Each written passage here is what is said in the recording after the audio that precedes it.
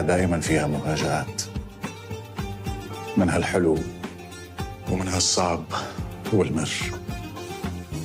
نعيش بها الحياة وكل الوقت بنتعلم أشياء جديدة، نفرح نزعل، بس الحياة لازم تمشي، الحياة لازم تستمر.